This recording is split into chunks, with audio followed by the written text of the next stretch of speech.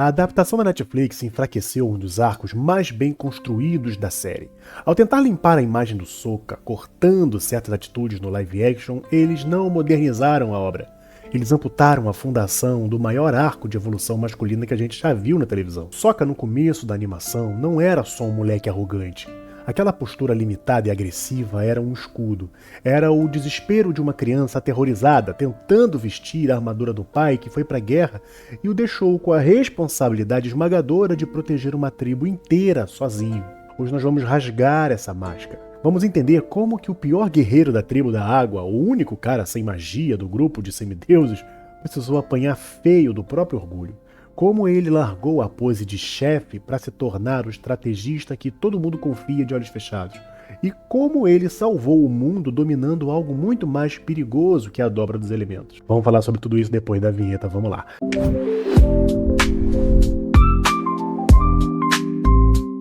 Salve, meu nerd, bem-vindos ao Migrante Nerd. Deixa aí o seu like que no final você vai acabar se esquecendo. Quando a gente assiste ao começo da animação, é muito fácil rir do Sokka. Ele é aquele cara insuportável que manda a própria irmã ficar costurando, que estufa o peito vazio e age como se fosse o comandante supremo do gelo. A leitura mais rasa, a mesma que a adaptação tomou a liberdade de fazer, é pensar que moleque ignorante, vamos só apagar essa parte. Mas nós aqui não fazemos a leitura rasa, nós precisamos olhar para o peso real que estava esmagando esse personagem. A tribo da Água do Sul estava dizimada. A Nação do Fogo já tinha levado qualquer um que soubesse segurar uma arma. Quando o pai do Sokka junta os guerreiros adultos para ir para a guerra, ele o deixa para trás dizendo que ele precisa proteger a tribo. Mas a mente insegura de Sokka traduz isso de outra forma. Você ainda não é um homem suficiente para lutar de verdade, é o que ele pensa. Essa justificativa, mesmo cheia de amor, rasga a mente do garoto no meio. Aquele garoto foi largado no fim do mundo, cercado por idosos e crianças, com a certeza de que um exército imperial poderia bater na porta a qualquer momento. Ele assumiu o posto de líder não porque era o mais capaz, porque não tinha mais ninguém para fazer. Aquela postura do Sokka, a pose inquebrável, nunca foi maldade. Era uma supercompensação desesperada. O mecanismo de sobrevivência de uma criança apavorada tentando vestir a armadura do pai que foi embora. E para não desmoronar de medo, ele sentia que precisava parecer completamente vulnerável.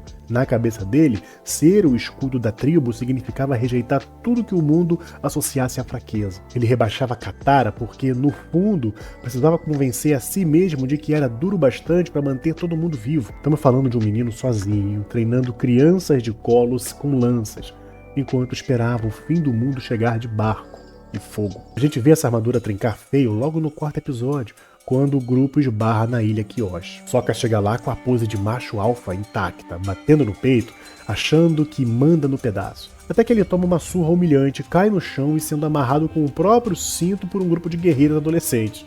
O choque dele não é só físico. A bússola que guiava o mundo dele quebra ali, na hora e na frente de todo mundo. Ele chega a exigir saber onde estão as guerreiras de verdade que o derrotaram, porque a cabeça dele simplesmente não conseguia processar essa ideia. Na ficção rasteira, o cara com o ego ferido ia dobrar a aposta. Ele ia ficar ressentido, culparia a falta de sorte ou a poeira no olho, e o roteiro logo ia perdoar o erro dele. Na vida real, a gente também vê isso acontecendo o tempo todo, quando alguém é confrontado com a própria ignorância. A reação natural é o ataque e a negação. Mas é exatamente aqui que Sokka prova o material do qual ele é feito. Depois de passar a pior vergonha da vida dele, ele não se isola da raiva. Ele volta pro dojo. Ele engole aquele orgulho gigantesco a seco, se ajoelha diante de Suki, pede desculpas de forma sincera e implora para ser aluno dela. Para treinar, ele é obrigado a vestir o uniforme de seda e a maquiagem ritualística das guerreiras Kyoshi. As mesmas roupas que ele desprezaria dias atrás, agora veste com um respeito sagrado. Ele percebe que o preconceito dele era um muro de areia. Essa flexibilidade mental, essa capacidade de apanhar da realidade, de escolher aprender em vez de odiar, é o que transforma ele de um moleque irritante em um guerreiro de verdade. Apanhar de Suki, ver a própria visão de mundo desmoronar, foi a parte fácil. A verdadeira tortura psicológica de Sokka estava só começando. Ele ainda ia ter que encarar a realidade esmagadora de que, em um esquadrão cheio de semideuses adolescentes, capazes de engolir montanhas e tsunamis, ele não passava de um cara comum segurando um bumerangue. E a gente precisa entender como que a série é cruel com ele nesse ponto. Enquanto Katara aprende a fatiar o oceano no meio, Aang voa criando tornados e Toph simplesmente inventa a dobra de metal rasgando a terra, Sokka continua sendo só um cara de carne e osso. Ele é o único humano comum perdido no meio de um panteão de pessoas muito especiais. Nos combates frontais da primeira temporada, ele passa muito tempo servindo de distração para os amigos ou dependendo de pura sorte para não acabar morto. Uma história medíocre teria jogado Sokka para escanteio, transformando ele num alívio cômico inútil até o final. Mas é justamente essa ausência total de magia que obriga a mente dele a operar no limite absoluto. Aonde a dobra elemental resolve os problemas esmagando pedras com força bruta, o cérebro do Sokka resolve na estrutura, na física e na logística pura. A escalada tática dele é silenciosa, mas é assustadora. Ele não tenta bater de frente contra a máquina da Nação do Fogo. Ele usa a engenharia reversa. Ele ajuda a projetar balões de ar quente no meio da guerra. Mais tarde, é ele quem bate o pé contra o resto do grupo para explorar uma biblioteca espiritual afundada no deserto. E lá dentro, operando sob uma pressão psicológica esmagadora, ele descobre a data do eclipse solar. Ele tira do bolso a única chance plausível da vitória militar do mundo usando pesquisa acadêmica, leitura de planetários e dedução lógica.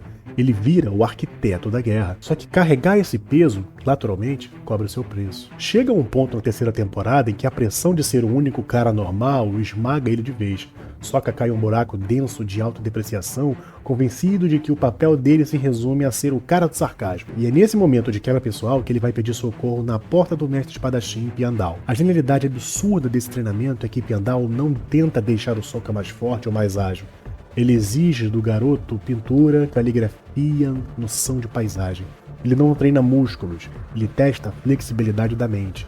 Quando Sokka finalmente forja a própria lâmina usando os minérios de um meteorito negro, o simbolismo esfrega a verdade na nossa cara. Aquela espada espacial não é só um pedaço de metal afiado, ela é a materialização exata de quem Sokka se tornou, algo que veio de fora daquele sistema mágico convencional, altamente adaptado, forjado na pressão e completamente letal. Quando o mestre Piandao consagra o garoto, ele não exalta os braços dele, ele exalta a criatividade irrestrita e a inteligência excepcional. Sokka percebe ali que a verdadeira armadura dele nunca precisou ser feita de arrogância ou de magia. Ela era feita puramente de resiliência. E é no meio do caos que essa resiliência é testada de forma mais brutal. Durante a invasão do Dia do Sol Negro, o plano dá errado. A Nação do Fogo lança os balões e derrota militar vira uma certeza matemática. O Sokka antigo tentaria lutar até a morte só para não parecer fraco. Mas o estrategista que ele se transformou faz o oposto. Ele engole o ego e ordena a rendição. Ele prefere passar a dor de perder a batalha a sacrificar os guerreiros por pura teimosia. E isso é o ápice da verdadeira liderança. Mas a catarse real acontece na batalha final, no cometa de Sozin. Ela começa no momento em que o grupo se divide. Antes de voar para o abismo, ele se despede de Katara. O moleque que mandava a irmã costurar tendas agora observa ela partir para enfrentar a princesa da Nação do Fogo, confiando de olhos fechados que ela tem o poder para derrubar a realeza imperial. Ele cede o protagonismo de vez. Então, no clímax do dirigível em chamas, a desconstrução dele atinge o topo. Com a perna quebrada e segurando o Toph pelo braço para não cair, Sokka é forçado a sacrificar a espada de meteorito. A única arma que provava o valor individual dele foi embora para ancorar a Toph. Uma garota que o Sokka do primeiro episódio trataria como alguém que deveria ficar protegida, mas que ele agora respeita como uma força de combate essencial. Ele aceita que a morte ali é quase certa. Mas quando a força de Sokka acaba, ele não tenta dar uma de herói impulsivo e morrer de forma fútil.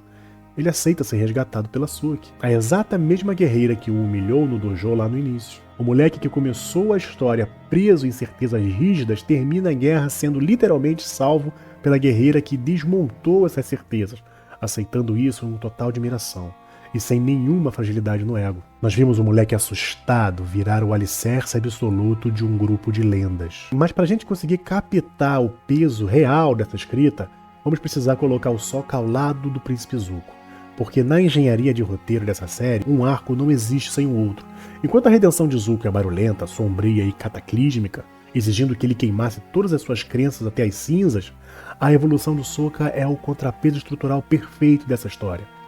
É uma maturação orgânica e silenciosa. Zuko foi forjado na violência de um império implacável e precisou ser completamente destruído por dentro para se encontrar. Sokka, por outro lado, foi forjado na solidão gélida do fim do mundo. Ele não precisou bater no fundo do poço da vilania para entender que a visão dele estava errada. Ele só precisou de algo muito mais raro, a resiliência para apanhar da realidade e a humildade de calar a boca e aprender. E nós vemos o ápice absoluto dessa desconstrução não só no campo de batalha, mas na forma como ele passa a tratar os outros. Pensa no arco trágico com a princesa Yui no Polo Norte. Em qualquer outra jornada heróica padrão, o herói tentaria impedir o sacrifício da mulher amada a qualquer custo. Ele lutaria contra o mundo, agiria por impulso e imporia a própria vontade como um salvador. Mas o Sokka que chega à reta final da primeira temporada já não é mais aquele moleque do começo. Diante da dor esmagadora de perder a garota que ele amava, ele não tenta dominar a situação. Ele sofre um luto terrível, mas respeita de forma absoluta a agência, a escolha e a liderança de Yui de se imolar pelo mundo. Ele dobra a própria dor perante a grandiosidade da escolha dela. E isso é de um nível de maturidade que a grande maioria das obras adultas sequer consegue arranhar. E é exatamente por isso que a escolha da adaptação pesa tanto. Quando a adaptação suaviza as falhas do personagem logo no início, ela não está protegendo o Sokka. Ela está roubando dele a glória de ter evoluído. A sutileza de acompanhar um jovem comum superando suas escolhas e limitações pode não ser tão chamativa quanto as grandes quedas e redenções explosivas, mas ela é muito mais próxima da realidade de quem assiste. Ao eliminar esse ponto de partida, o estúdio tira de uma geração inteira a prova de que é possível crescer, rever crenças e se transformar através do confronto com a realidade. A verdadeira jornada de Sokka nunca foi sobre construir submarinos, calcular o ângulo de um bumerangue ou forjar uma espada negra vinda do espaço.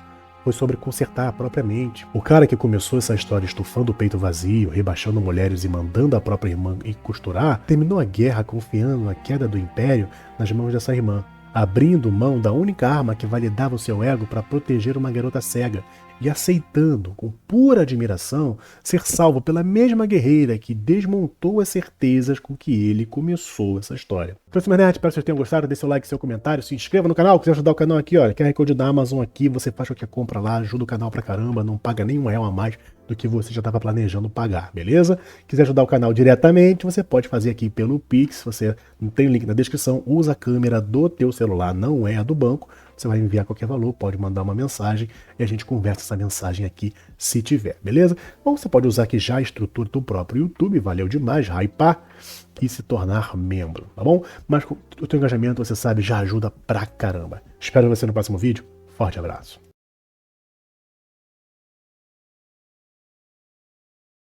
Aqui a jornada.